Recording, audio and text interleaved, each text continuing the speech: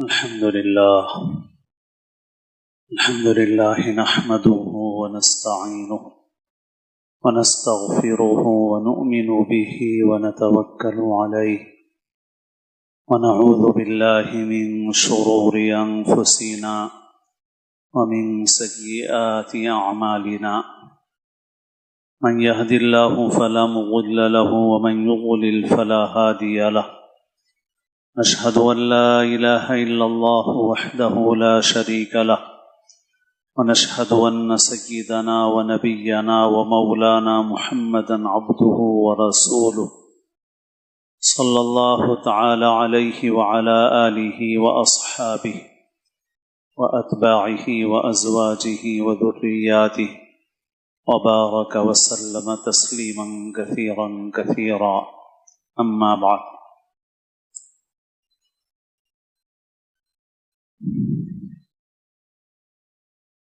قابل احترام بزرگوں، عزیز دوستوں اور ساتھیوں،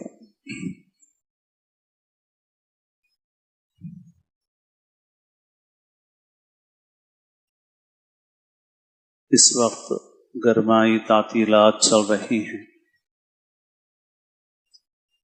اور اسکولوں کے اعتبار سے تعلیمی سال ختم ہوا ہے اور آئندہ تعلیمی سال کی تیاریاں ہیں۔ اس موقع پر ماں باپ اپنے بچوں کی تعلیم کی طرف متوجہ ہوتے ہیں، دنیاوی تعلیم کے اعتبار سے بھی فکر کرتے ہیں، انتظام کرتے ہیں، داخلہ دلواتے ہیں، ادارے تبدیل کرتے ہیں، اور دینی تعلیم کے اعتبار سے بھی ایک فکر ان دنوں میں یہ نظر آتی ہے کہ بچوں کو کسی دینی تعلیمی گرمائی کورس میں داخل کر کے بچوں کو دینی تعلیم سے کچھ نہ کچھ آراستہ کیا جائے۔ اس موقع کی مناسبت سے چند باتیں عرض کی جا رہی ہیں۔ دعا فرمائیے کہ اللہ تعالیٰ اپنے فضل و کرم سے صحیح بات، صحیح نیت اور طریقے کے ساتھ، اور ایسی بات جو ہمارے لیے مفید ہو، ہمارے حالات کے مناسب ہو، کہنے سننے کی اور عمل کی توفیق نصیب فرمائے۔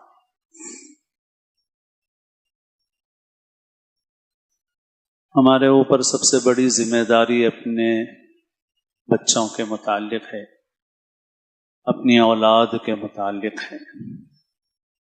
کلکم راع وکلکم مسئول عن رعیتہ، حدیث میں فرمایا گیا کہ تم میں سے ہر شخص نگران و نگہبان ہے اور اس سے اس کے ماتحتوں کے متعلق سوال کیا جائے گا۔ دنیا میں انسان زندگی گزارتا ہے، پھر اس دنیا سے رخصت ہو جاتا ہے، مگر جانے کے بعد کچھ چیزیں ایسی ہیں جن کے اثرات اس کے بعد بھی باقی رہتے ہیں، اور اس کے نتیجے میں اجر و ثواب یا خدا نخواستہ گناہ کا سلسلہ بھی اس کے لیے جاری رہ سکتا ہے۔ حدیث شریف میں ہے کہ انسان مر جاتا ہے تو اس کا عمل منقطع ہو جاتا ہے، لیکن تین چیزیں ایسی ہیں جو باقی رہتی ہیں: صدقۃ جاریہ، ولد صالح يدعو له او علم ينتفع به۔ صدقہ جاریہ کوئی ایسا کام کر جائے کہ جس کے ذریعے سے اسے مسلسل ثواب ملتا رہے، نیک اولاد چھوڑ کر جائے، یا ایسا علم جس کے ذریعے لوگوں کو بعد میں بھی نفع پہنچتا رہے۔ اور اگر اس کے برعکس معاملہ ہو، یعنی ولد صالح کے بجائے ایسی اولاد چھوڑ کر جائے جو اولاد نافرمانی کے راستے پر لگی ہوئی ہو، اور اس میں خود ماں باپ کا بھی دخل ہو، تو ظاہر ہے کہ وہ اس کے لیے گناہ کا ذریعہ بنے گی۔ ایسے ہی صدقہ جاریہ کا کام کرنے کے بجائے کوئی برا طریقہ رائج کر کے جائے، من سن سنة حسنة فله أجرها وأجر من عمل بها ومن سن سنة سيئة فعليه وزرها ووزر من عمل بها۔ جو کسی اچھے طریقے کو جاری کرے گا تو جو لوگ اس پر عمل کریں گے ان کا بھی ثواب اس کو ملے گا، اور جو کسی برے طریقے کو رائج کرے گا تو دوسرے لوگ جو اس برے طریقے کو اختیار کریں گے ان کا بوجھ اور گناہ بھی اس کو ملے گا۔ تو غرض یہ کہ انسان کو تو جانا ہے، لیکن کچھ چیزیں ایسی ہیں جن کے اثرات انسان کے بعد بھی باقی رہ جاتے ہیں۔ ان میں اپنی اولاد ہے۔ کوئی شخص دوسرے کے عمل کا ذمہ دار نہیں ہے، ہر شخص اپنے عمل کا ذمہ دار ہے، لیکن جو کسی کا عمل کا سبب بنتا ہے وہ ذمہ دار قرار پاتا ہے۔ تو اپنی اولاد کے نیکی کے راستے پر چلنے کا سبب ہم بن گئے تو اس کا ثواب ہمیں ملے گا، کیونکہ وہ ہمارا عمل ہے۔ اور اگر اپنی اولاد کے برائی کے راستے پر چلنے کا سبب ہم بنے تو اس کا گناہ ظاہر ہے کہ ہم کو ہوگا، کیونکہ ہم اس کا ذریعہ بنے ہیں، وہ بھی ہمارا عمل۔ دینی تعلیم کے حوالے سے سب سے بنیادی سوال جو ہمیں اپنے آپ سے کرنا چاہیے، ہر مسلمان کو جائزہ لینا چاہیے، وہ بنیادی سوال یہ ہے کہ بچوں کی دینی تعلیم اور تربیت ہمارے نزدیک نمبر 1 پہ ہے یا سائیڈ والا کام، ضمنی کام ہے؟ بہت اہم بات ہے یہ جو میں عرض کر رہا ہوں۔ ہم کہنے کو تو چاہے کچھ کہیں، لیکن ہمیں اس کا جائزہ لینے کی اور اپنا محاسبہ کرنے کی ضرورت ہے۔ ہم کبھی الیکشن سے ڈر رہے ہیں، کبھی قوانین سے ڈر رہے ہیں، کبھی فسادات سے ڈر رہے ہیں، لیکن دیکھا جائے تو ان سب سے زیادہ ڈرنے کی چیز وہ ہے جو خود ہم سے متعلق ہے، جس میں کسی اور کا دخل نہیں ہے، جس میں کسی اور کی طرف سے جبر اور زبردستی نہیں ہے، ہم اپنے اختیار سے کر رہے ہیں۔ ہم نے اپنی اولادوں کے متعلق کیا طے کیا ہے اور ہمارا طرز عمل کیا ہے؟ ہماری اولادوں کی دینی تعلیم اور تربیت ہمارے نزدیک اصل ہے، یا یہ کہ ان کو کمانے کے قابل بنانا اصل ہے؟ زبانی جمع خرچ اللہ کے پاس نہیں چلنے والا ہے۔ ہماری باتوں کی تصدیق ہمارے عمل سے ہونے والی ہے۔ بہت فکر کرنے کی ضرورت ہے ہم کو۔ صحیح بات یہ ہے کہ مسلمانوں میں کی اکثریت اب ایسی ہے کہ جن کے نزدیک اصل چیز یہ ہے کہ ہماری اولاد زیادہ سے زیادہ کمانے کے قابل بن جائے۔ دینی تعلیم و تربیت ایک سائٹ کی چیز ہے، ضمنی چیز ہے۔ کمانے کے لیے جو پڑھنا ہے 3 سال کی عمر سے پڑھنا ہے، بالکل ابتدا سے، پری پرائمری سے اعلیٰ ترین اسکول کا انتخاب کرنا ہے، اور پھر وہاں سے لے کر کے 13 سال تک اسکول میں، پھر 2 سال انٹر کے کالج میں، پھر 4 سال ڈگری کے کالج میں یا کسی اور اچھے کورس میں۔ یہ پورا عرصہ ہمارے بچے کو بھرپور وقت لگانا ہے تاکہ ہمارا بچہ دنیا میں زیادہ سے زیادہ کمانے کے قابل بنے، اور بچے کی دینی تعلیم کے لیے گھنٹے 1.5 گھنٹے کا مکتب، جس میں نہ ہمیں اٹینڈنس کی کوئی پابندی ہے نہ ٹائمنگ کی کوئی پابندی، جب چاہو لاؤ، جب چاہو لے جاؤ، جتنے دن چاہو غیر حاضری کرو، یا گھر کا وہ ٹیوشن وہ بھی اسی رنگ میں چلتا ہے، اس کی بھی جو صورتحال ہے وہ ہم کو معلوم ہے۔ اور یہ بات ہے کہ جو مکتب کے ماحول اور تعلیم سے اگر وہ منظم ہو،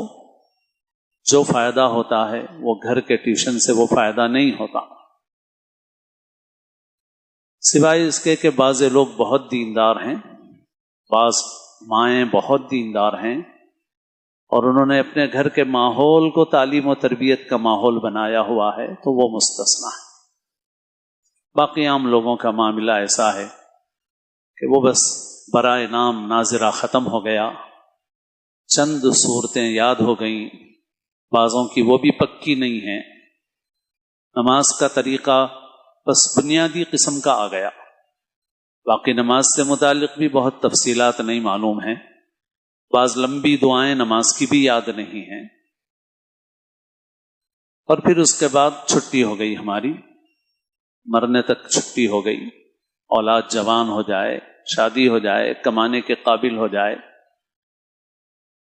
بس اب کچھ ضرورت نہیں۔ بہت اہم سوال یہ ہے، ہم نے اپنی بچوں کی دینی تعلیم اور تربیت کو کون سا نمبر دیا ہوا ہے؟ پھر دوسری بات یہ ہے کہ یہ جو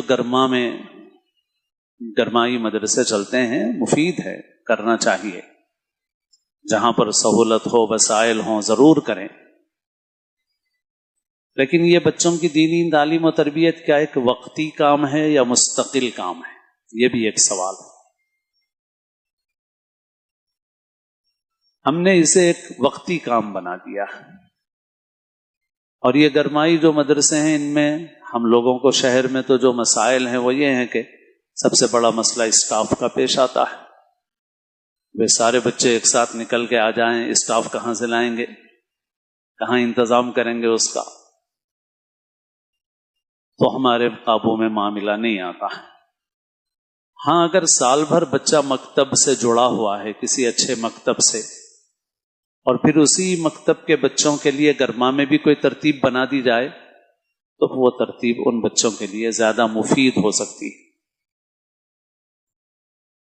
پھر تعلیم اور اپنے بچوں کے ایمان اور عقیدے کی حفاظت کے حوالے سے ایک اہم ترین پہلو ہے، وہ ہے اپنی زبان اور اپنے کلچر کی حفاظت۔ صرف پڑھ لینا نہیں ہے، خالی ناظرہ آ گیا، قرآن پڑھنا آ گیا، کچھ چیزیں یاد ہو گئیں، ان کے ایمان، ان کے عقیدے کی حفاظت کے لیے یہ ضروری ہے کہ اس زبان سے تعلق رہے جس زبان سے ہمارا کلچر، ہماری تہذیب، ہماری ثقافت جڑی ہوئی، اور ہمارے لیے وہ اردو زبان ہے۔ ہمارے بچے کتنے واقف ہیں اور اردو زبان سے کتنا ہمارا تعلق باقی رہ رہا ہے؟ اس کا ایک اثر یہ بھی ہے کہ ہمارے بچے علماء کی گفتگو سننے اور سمجھنے کے لائق نہیں ہیں اب،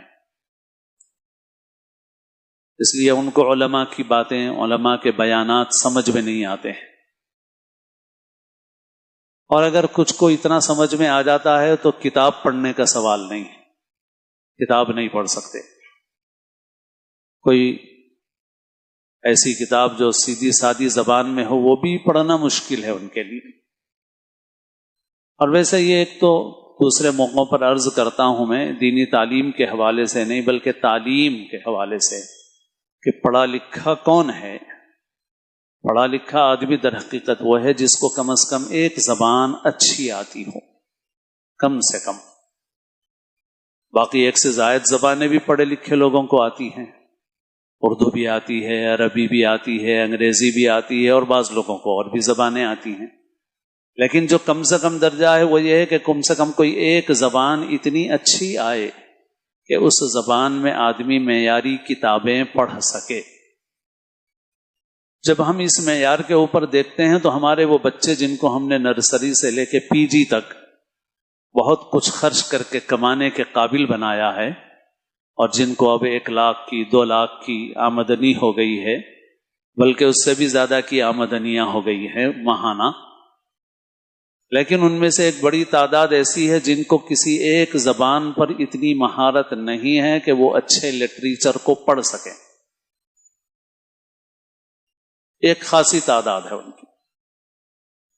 ان کو کمپیوٹر چلانا آ گیا ہے، ان کو آئی ٹی اور سافٹ ویئر کی اپنی فیلڈ میں اتنی مہارت حاصل ہو گئی ہے کہ ان کو لاکھوں روپے کی تنخواہ مل رہی، یا ڈاکٹر بن گئے ہیں، کچھ اور بن گئے ہیں، لیکن ان کے پاس اتنی زبان کی صلاحیت نہیں ہے کہ وہ اچھے لٹریچر کا مطالعہ کر سکیں، ایسی بھی بڑی تعداد ہے۔ تو ظاہر ہے کہ وہ پڑھے لکھے کہلانے کے قابل نہیں ہے۔ پڑھا لکھا وہ ہے جس کو کم سے کم ایک زبان اعلیٰ درجے کی آئے، ایک زبان بھی اعلیٰ درجے کی نہیں آتی تو کمانے کے قابل تو بن گیا مگر پڑھا لکھا نہیں۔ اور یہ تو ان لوگوں کی بات کر رہا ہوں جو اونچی تعلیم تک پہنچے ہیں، جبکہ مسلمانوں کے اندر جو تعلیم کا تناسب ہے وہ بھی اتنا گرا ہوا ہے کہ 10ویں جماعت تک پہنچتے پہنچتے ہی راستے میں گر جاتی ہے بہت بڑی تعداد، اور بہت سے 10ویں جماعت سے نکلتے ہیں تو گرتے پڑتے لڑھکتے ہوئے کسی طرح نکل جاتے ہیں، بس نکل گئے، آتا کچھ نہیں ہے۔ پھر اس کے اوپر گئے تو چٹنگ مار کے انٹر پاس ہو گئے، اور اوپر گئے تو ایسے کالجوں میں جا رہے ہیں کہ جہاں پر بس پیسہ خرچ کرو ڈگری مل جائے، پڑھائی اڑائی کچھ نہیں ہے۔ مسلمانوں کے اندر بہت بڑی تعداد ہے ایسی، یہ حقیقت ہے، چاہے تلخ ہو مگر حقیقت ہے، بس صرف ڈگری لے کے نکل رہے ہیں، کچھ نہیں۔ اب جو لوگ اچھے کمانے کے قابل بن گئے چلو پھر بھی کما تو رہے ہیں وہ، لیکن یہ نہ کمانے کے قابل ہے نہ پڑھنے کے قابل ہے۔ کیا ترقی ہوگی ہماری دنیا کے اعتبار سے بھی جس کی فکر میں ہم مرے جا رہے ہیں، اور دین جس کی فکر سب سے زیادہ ہونی چاہیے ہمیں، وہ دین کہاں سے آئے گا ایسے لوگوں کے اندر؟ علم نہیں ہے، شعور نہیں ہے، کچھ نہیں ہے، اسی وجہ سے بے شعوری کی زندگی گزر رہی ہے۔ ہم مستقل طور پر اپنے بچوں کو ان تعلیمی اداروں کے حوالے کر رہے ہیں جہاں صبح سے شام تک زہر دیا جا رہا ہے، گندگی اونڈیلی جا رہی ہے، ٹپکائی نہیں جا رہی ہے۔ گندگی ٹپکا نہیں رہے ہیں، ڈراپس نہیں ٹپکا رہے ہیں، گندگی اونڈیلی جا رہی ہے، اور ہم ایک مکتب کی بھی پابندی نہیں کر سکتے، ایک ٹیوشن پہ اکتفا کیے ہوئے ہیں۔ بہت ضرورت ہے کہ ہم اس کی فکر کریں، اور اس کا حل یہ ہے، سب سے بنیادی کام اپنے ادارے قائم کرنا ہے، اور آنے والے حالات میں اس ملک کے اندر سب سے زیادہ خطرہ تعلیم کے میدان سے ہے۔ اس لیے اگر سب سے بڑا جہاد کرنا ہے اس امت کی حفاظت اور تحفظ کے لیے تو وہ تعلیمی اداروں کا قیام ہے۔ اپنے تعلیمی ادارے قائم کرو، ہر قسم کی قربانی دو اس کے لیے، اور جہاں یہ نہیں ہو سکا تو وہاں صرف گرمائی تعطیلات میں نہیں بلکہ سال بھر کی بنیاد پر 2 سے 2.5 گھنٹے کے منظم اور معیاری مکاتب چلائے جائیں، اور اس کے لیے امت پیسہ خرچ کرے، کسی قسم کے بخل اور کنجوسی سے کام نہ لے۔ اگر ان کے نزدیک دین کی، ایمان کی، عقیدے کی اور اپنی اولاد کی ایمانی حفاظت کی اہمیت ہے اگر ان کے اندر، تو جس معیار سے وہ ان کو دنیا کمانے کے لائق بنانے کے لیے خرچ کر رہے ہیں، اسی اعتبار سے ان کو مکاتب کے اوپر خرچ کرنا پڑے گا۔ منظم ہوں، معیاری مکاتب ہوں، وقت زیادہ ملے ان کو، اور پابندی کے ساتھ، تسلسل کے ساتھ ان کو چلایا جائے۔ اگر ہم اس کی فکر نہیں کریں گے اور اپنے بچوں کے لیے یہ انتظام نہیں کریں گے تو یہ چھٹیوں کے خالی مکاتب اور یہ ڈمے اور غیر حاضریوں والے شام کے صبح کے مکاتب، یہ ہمارے بچوں کی دینی تعلیم و تربیت کے لیے کافی نہیں ہوں گے، اور کہ ان کے ایمان و عقیدے کی حفاظت صرف ان تدبیروں سے بہت دشوار ہوگی۔ اللہ تعالی ہم سب کو اس صورتحال کا صحیح احساس و ادراک نصیب فرمائیں، اور ہم کوشش کریں اس بات کی کہ ہم سال بھر اپنے بچوں کی دینی تعلیم تربیت کے لیے مستقل اور مضبوط نظام چلائیں، اور خاص طور پر اپنے بچوں کو اپنی زبان اور اپنے کلچر سے جوڑے رکھنے کی بھرپور فکر کریں، اپنے گھر کے اندر بھی ماحول بنائیں تاکہ ان کا ایمان، عقیدہ اور وہ تہذیب جو حیا والی تہذیب ہے، جو اسلامی تعلیمات سے مطابقت رکھنے والی تہذیب ہے، وہ ہمارے اندر باقی رہے، ورنہ بے حیائی والی اور الحاد اور کفر والی مغربی تہذیب غالب آ جائے گی، تو پھر ایمان اور عقیدہ بھی خطرے کے اندر پڑ جائے گا۔ اللہ تعالیٰ اپنے فضل و کرم سے ہماری حفاظت فرمائے، ہم سب کو اللہ اپنے اپنے وقت پر حسن خاتمہ نصیب فرمائے، اور ہماری اولادوں کی اللہ حفاظت فرمائے، آنے والی نسلوں کی حفاظت